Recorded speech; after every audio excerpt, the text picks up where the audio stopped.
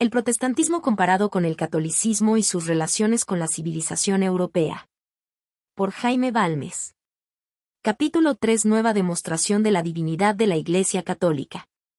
Nueva demostración de la divinidad de la Iglesia Católica sacada de sus relaciones con el espíritu humano. Fenómeno extraordinario que se presenta en la Cátedra de Roma. Superioridad del catolicismo sobre el protestantismo.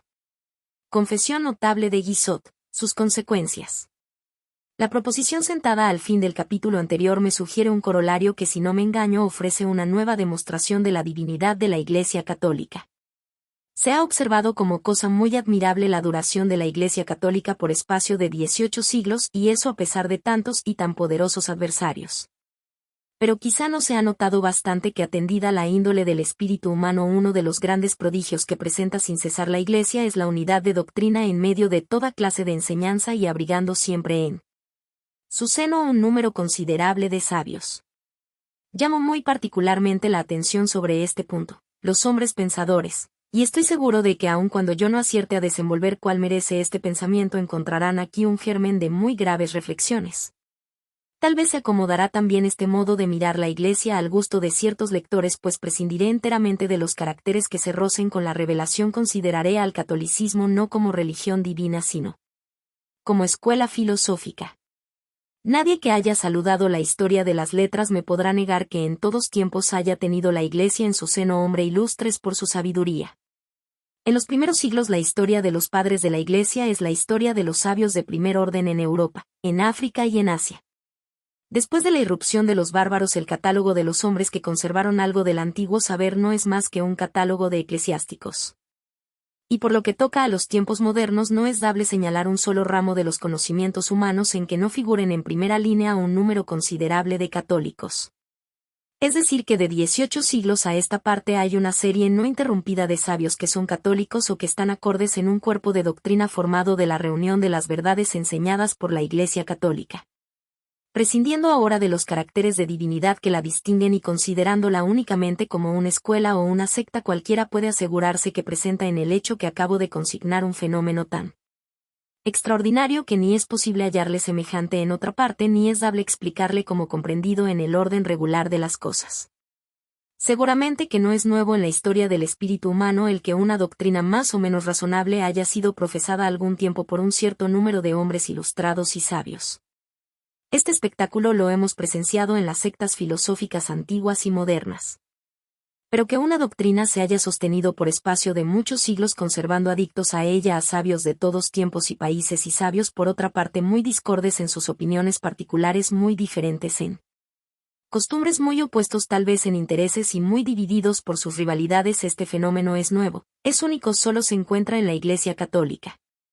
Exigir fe, unidad en la doctrina y fomentar de continuo la enseñanza y provocar la discusión sobre toda clase de materias. Incitar y estimular el examen de los mismos cimientos en que estriba la fe, preguntando para ello a las lenguas antiguas, a los monumentos de los tiempos más remotos, a los documentos de la historia, a los descubrimientos de las ciencias observadoras, a las lecciones de las más elevadas y analíticas. Presentarse siempre con generosa confianza en medio de esos grandes liceos donde una sociedad rica de talentos y de saber reúne como en focos de luz todo cuanto le han legado los tiempos anteriores y lo demás que ella ha podido reunir con sus trabajos. He aquí lo que ha hecho siempre y está haciendo todavía la Iglesia. Y sin embargo la vemos perseverar firme en su fe, en su unidad de doctrina, rodeada de hombres ilustres cuyas frentes ceñidas de los laureles literarios ganados en 100 palestras se le humillan serenas y tranquilas sin que lo tengan a mengua, sin que crean que deslustran las brillantes aureolas que resplandecen sobre sus cabezas. Los que miran el catolicismo como tina de tantas sectas que han aparecido sobre la tierra, será menester que busquen algún hecho que se parezca a este. Será menester que nos expliquen cómo la Iglesia puede de continuo presentarnos ese fenómeno que tan en oposición se encuentra con la innata volubilidad del espíritu humano. Será necesario que nos digan cómo la Iglesia romana ha podido realizar este prodigio y qué imán secreto tiene en sus manos el sumo pontífice para que él pueda hacer lo que no ha podido otro hombre. Los que inclinan respetuosamente sus frentes al oír la palabra salida del Vaticano, los que abandonan su propio parecer para sujetarse a lo que les dicta un hombre que se apellida Papa, no son tan solo los sencillos e ignorantes. Miradlos bien, En sus frentes altivas descubriréis el sentimiento de sus propias fuerzas y en sus ojos vivos y penetrantes veréis que se trasluce la llama del genio que oscila en su mente. En ellos reconoceréis a los mismos que han ocupado los primeros puestos de las academias europeas que han llenado el mundo con la fama de sus nombres transmitidos a las generaciones venideras entre corrientes de oro. Recorred la historia de todos los tiempos, viajad por todos los países del orbe y si encontráis en ninguna parte un conjunto tan extraordinario, el saber unido con la fe, el genio sumiso a la autoridad, la discusión hermanada con la unidad presentable, habréis hecho un descubrimiento importante, habréis ofrecido a la ciencia un nuevo fenómeno que explicar. Esto os será imposible, bien lo sabéis. Y por esto apelaréis a nuevos efugios, por esto procuraréis oscurecer con cavilaciones la luz de una observación que sugiere una razón imparcial y hasta el sentido común, la legítima consecuencia de que en la Iglesia Católica hay algo que no se encuentra en otra parte. Estos hechos, dirán los adversarios, son ciertos. Las reflexiones que sobre ellos se han emitido no dejan de ser deslumbradoras. Pero bien analizada la materia, desaparecerán todas las dificultades que pueden presentarse por la extrañeza que causa el haberse verificado en la Iglesia un hecho que no se ha verificado en ninguna secta. Si bien se mira cuanto hasta aquí se lleva alegado, solo prueba que en la Iglesia ha habido siempre un sistema determinado que, apoyado en un punto fijo, ha podido ser realizado con uniforme regularidad. En la Iglesia se ha conocido que el origen de la fuerza está en la unión, que para esta unión era necesario establecer unidad en la doctrina y que para conservar esta unidad era necesaria la sumisión a la autoridad. Esto, una vez conocido, se ha establecido el principio de sumisión y se le ha conservado invariablemente. He aquí explicado el fenómeno. En esto no negaremos que haya sabiduría profunda, que haya un plan vasto. Un sistema singular, pero nada podréis inferir en pro de la divinidad del catolicismo. Esto es lo que se responderá porque es lo único que se puede responder, pero fácil es de notar que a pesar de esa respuesta queda la dificultad en todo su vigor. Resulta siempre en claro que hay una sociedad sobre la tierra que por espacio de 18 siglos ha sido siempre dirigida por un principio constante y fijo. Una sociedad que ha logrado que se adhiriesen a este principio hombres eminentes de todos los tiempos y países y por tanto permanece siempre en pie todo el embarazo que ofrecen a los adversarios las siguientes preguntas. ¿Cómo es que solo la Iglesia ha tenido este principio? ¿Cómo es que a solo ella se le haya ocurrido tal pensamiento? ¿Cómo es que si ha ocurrido a otra secta ninguna lo haya podido poner en planta? ¿Cómo es que todas las sectas filosóficas hayan desaparecido unas en pos de otras y la Iglesia no? ¿Cómo es que las otras religiones, si han querido conservar alguna unidad, han tenido siempre que huir de la luz y esquivar la discusión y envolverse en negras sombras? Y que la Iglesia haya siempre conservado su unidad buscando la luz y no ocultando sus libros, no escaseando la enseñanza, sino fundando por todas partes colegios, universidades y demás establecimientos donde pudiesen reunirse y concentrarse todos los resplandores de la erudición y del saber? No basta decir que hay un sistema, un plan, la dificultad está en la misma existencia de ese sistema, de ese plan, la dificultad está en explicar cómo se han podido concebir y ejecutar. Si se tratase de pocos hombres reunidos en ciertas circunstancias en determinados tiempos y países para la ejecución de un proyecto limitado a breve espacio, no habría aquí nada de particular. Pero se trata de 18 siglos, se trata de todos los países, de las circunstancias más variadas, más diferentes, más opuestas. Se trata de hombres que no han podido avenirse ni concertarse. ¿Cómo se explica todo esto? Si no es más que un sistema, un plan humano, que hay de misterioso en esa ciudad de Roma que así reúne en torno suyo a tantos hombres ilustres de todos tiempos y países? Si el pontífice de Roma no es más que el jefe de una secta, ¿cómo es que de tal modo alcanza a fascinar el mundo? ¿Se habría visto jamás un mago que ejecutase extrañeza más estupenda? ¿No hace ya mucho tiempo que se declama contra su despotismo religioso? ¿Por qué pues no ha habido otro hombre que le haya arrebatado el cetro? ¿Por qué no se ha erigido otra cátedra que disputase a la suya la preeminencia y se mantuviese en igual esplendor y poderío? ¿Es acaso por su poder material? Es muy limitado, y no podría medir sus armas con ninguna potencia de Europa. ¿Es por el carácter particular, por la ciencia, por las virtudes de los hombres que han ocupado el solio pontificio? Pero ¿cómo es posible que en el espacio de 18 siglos no hayan tenido infinita variedad los caracteres de los papas y muy diferentes graduaciones su ciencia y sus virtudes? A quien no sea católico, y no viere en el pontífice romano al vicario de Jesucristo aquella piedra sobre la cual edificó la Iglesia, la duración de su autoridad ha de parecerle el más extraordinario de los fenómenos. Ha de ofrecérsele como una de las cuestiones más dignas de proponerse a la ciencia que se ocupa en la historia del espíritu humano la siguiente. ¿Cómo es posible que por espacio de tantos siglos haya podido existir una serie no interrumpida de sabios que no se hayan apartado de la doctrina de la Cátedra de Roma? Al comparar M. Guizot el protestantismo con la Iglesia romana, parece que la fuerza de esta verdad conmovía algún tanto su entendimiento, y que los rayos de esta luz introducían el desconcierto en sus observaciones. Oigámosle de nuevo. Oigamos a ese escritor cuyos talentos y nombradía habrán deslumbrado en estas materias a aquellos lectores que ni examinan siquiera la solidez de las pruebas mientras vengan envueltas en hermosas imágenes.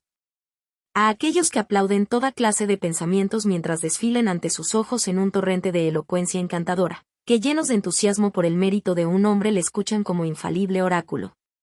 Y mientras blasonan de independencia intelectual suscriben.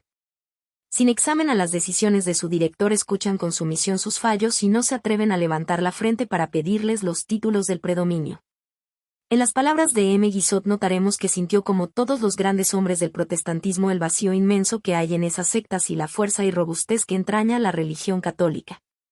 Notaremos que no pudo eximirse de la regla general de los grandes ingenios, regla que son prueba los más explícitos testimonios consignados en los escritos de los hombres más eminentes que ha tenido la Reforma protestante. Después de haber notado M. Guizot la inconsecuencia con que procedió el protestantismo y su falta de buena organización en la sociedad intelectual, continúa. No se han sabido hermanar todos los derechos y necesidades de la tradición con las pretensiones de la libertad. Y eso proviene sin duda que la Reforma no ha comprendido y aceptado plenamente ni sus principios ni sus efectos. ¿Qué religión será esa que ni comprende ni acepta plenamente sus principios ni sus efectos? ¿Salió jamás de boca humana condenación más terminante de la Reforma? ¿Cómo podrá pretender el derecho de dirigir ni al hombre ni a la sociedad? ¿Pudo decirse jamás otro tanto de las sectas filosóficas antiguas y modernas? He ahí ese aire de inconsecuencia, continúa M. Guizot, que ha tenido la Reforma y el espíritu limitado que ha manifestado circunstancias que han prestado armas y ventajas a sus adversarios.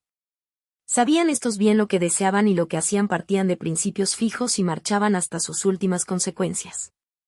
Nunca ha habido un gobierno más consecuente y sistemático que el de la Iglesia romana. ¿Y de dónde trae su origen este sistema tan consecuente? Cuando es tanta la inconstancia y la volubilidad del espíritu del hombre, este sistema, consecuencia y principios fijos nada dicen a la filosofía, al buen sentido.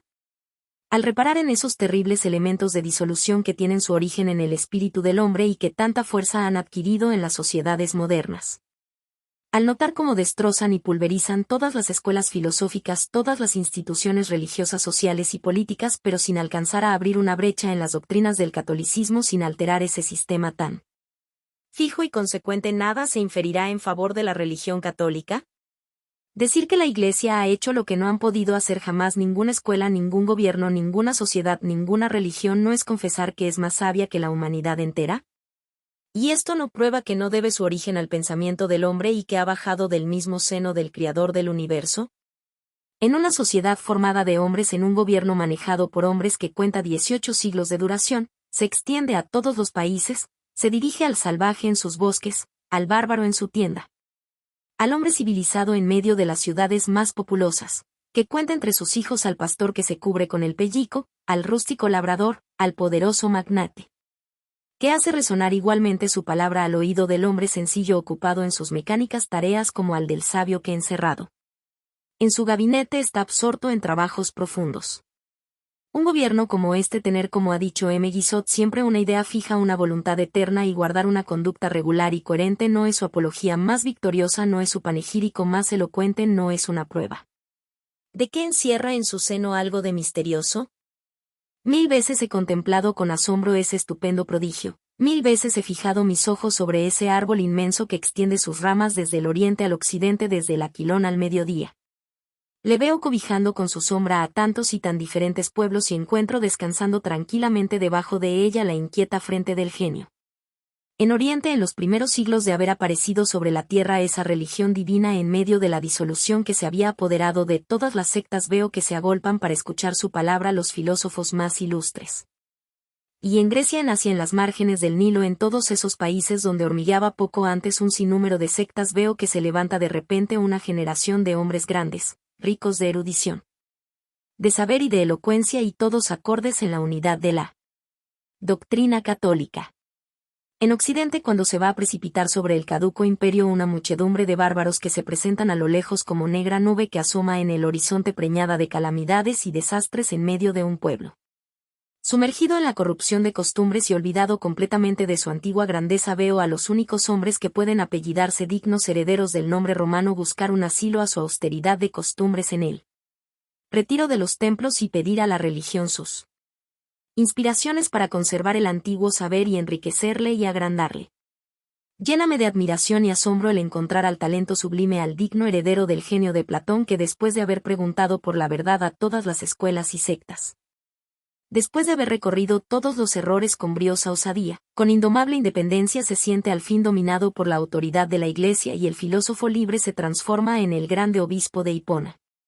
En los tiempos modernos desfilan delante de mis ojos esa serie de hombres grandes que brillaron en los siglos de León X y de Luis XIV. Veo perpetuarse esa ilustre raza aún al través del calamitoso siglo XVIII. Y en el 19 veo que se levantan también nuevos atletas que después de haber acosado el error en todas direcciones van a colgar sus trofeos a las puertas de la Iglesia Católica. ¿Qué prodigio es este? Donde se ha visto jamás una escuela, secta o una religión semejante.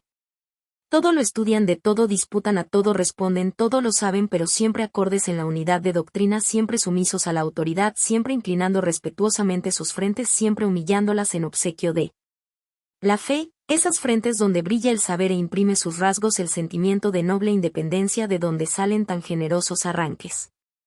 ¿No os parece descubrir un nuevo mundo planetario donde globos luminosos ruedan en vastas órbitas por la inmensidad del espacio, pero atraídos por una misteriosa fuerza hacia el centro del sistema?